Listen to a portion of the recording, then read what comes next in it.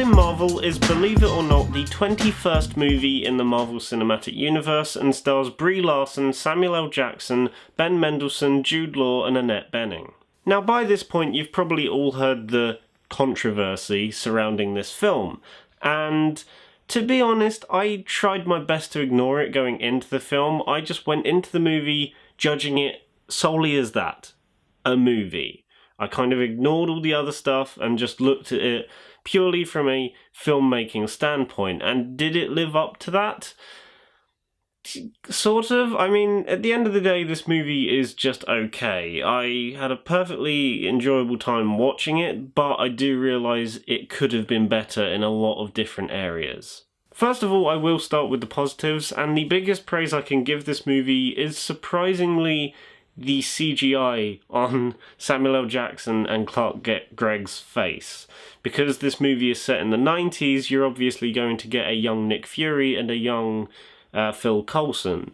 And what they are able to do with de-aging their faces is genuinely incredible. There is not a single point in the movie where the CGI looks like CGI. It looks genuinely believable. It looks like them, but younger. Whereas films like, I don't know, young Jeff Bridges in Tron Legacy, that looks like CGI and it's quite noticeable the more you watch it. Whereas this genuinely looks like younger versions of them, and that's probably the biggest praise I can give this movie in that regard. The CGI on their faces is genuinely fantastic, and also, to coincide with that, Samuel L. Jackson is probably the best thing in this movie as a young Nick Fury. He's probably one of the funniest, if not the funniest character in the movie. He's really good, and his chemistry with Brie Larson, especially within the first half of the movie, is top-notch and works really well. Whilst we're on the topic of performances in the film, I might as well address Brie Larson. She's an actress that I really like in a lot of other films like Scott Pilgrim vs. the World and Room. She's fantastic in both of those films and other stuff that I've seen her in. Here, though, she takes a bit of getting used to, because from the vast majority of this movie, like the good first chunk of it, she kind of acts a bit like a prick, and it's very hard for me to attach to her and very hard for me to like her as a character. And that entire first section where she's part of the Kree, working with the Kree, and when she first lands on Earth, she's just a right arsehole to everyone she comes across, and it's like, how am I supposed to root for someone that's a right knobhead? Then the movie progresses and she starts to become a little bit more likeable. She unfortunately doesn't come out of that cocky mindset.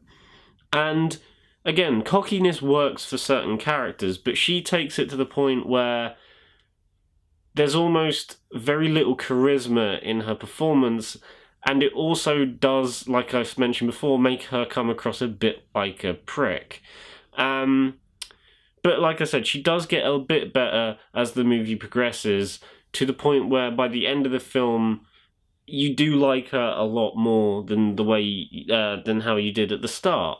I also thought the score was quite interesting as well. It's not the first thing I usually bring up when reviewing a Marvel film, but here it's a little bit different. I can see what they were trying to do with it, because it's more of an electronic synth-driven soundtrack, a little bit like the Thor Ragnarok soundtrack, and I think Thor Ragnarok did the score a little bit better in regards to heavily using electronic synths to make it feel very 80s and 90s, whereas here it's a lot more subtle, but it does work for specific moments in the film. Unfortunately though, that is kind of where my praises for the movie end. Everything else I have to say about this movie isn't necessarily really negative, it's just flaws that I found in the movie that kind of bug me. For example, because this is set in the 90s, this is obviously going to be almost a prequel for certain things that you will later see in other MCU films.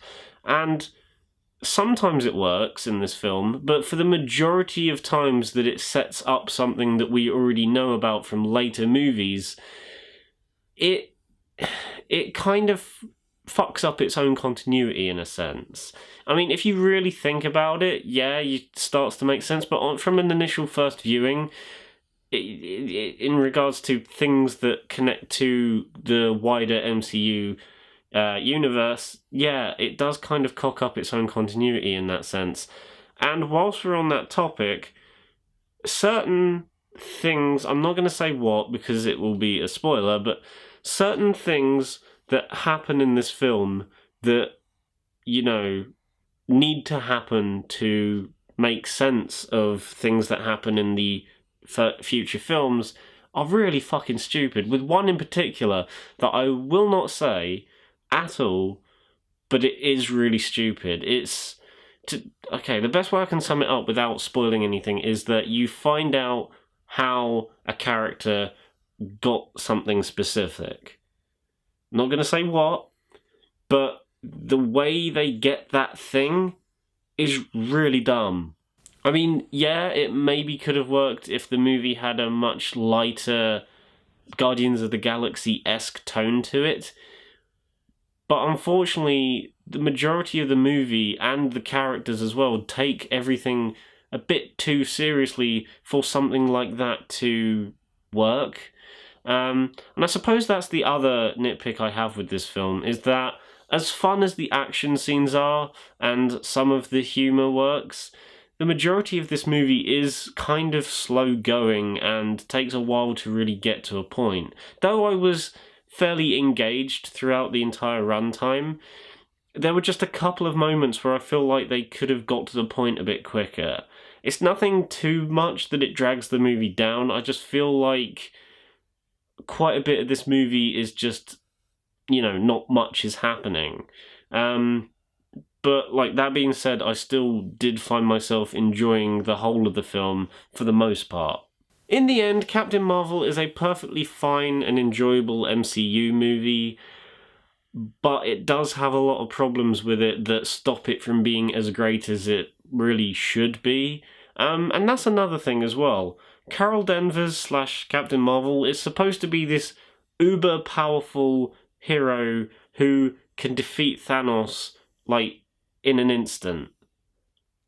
But you rarely see any of that power utilised in this movie. It's all very standardised stuff. You never see her doing anything that warrants that label that she's been tagged with. The fact that she is one of the most powerful people in the MCU, and you don't really see that in this film. You see, like, tiny bits of it, but nothing that really cements the audience with the fact that, yes, she can defeat Thanos.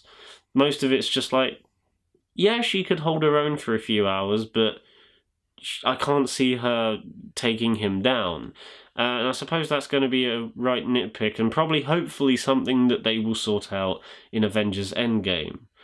But that being said, I'm going to give Captain Marvel a 7 out of 10. I was going to give it a 7.5, but then I started thinking about some of the things that didn't work in this film, and they kind of drew it back for me. But, I mean, if you're a fan of Marvel movies, and the MCU especially, I definitely think you should still check this out, because, I mean, it's perfectly enjoyable, don't get me wrong. I just thought it could have been a lot better. So guys, that was my review of Captain Marvel. I hope you enjoyed it. If you liked the video, then give it a thumbs up, and subscribe to the channel if you haven't already. Bye.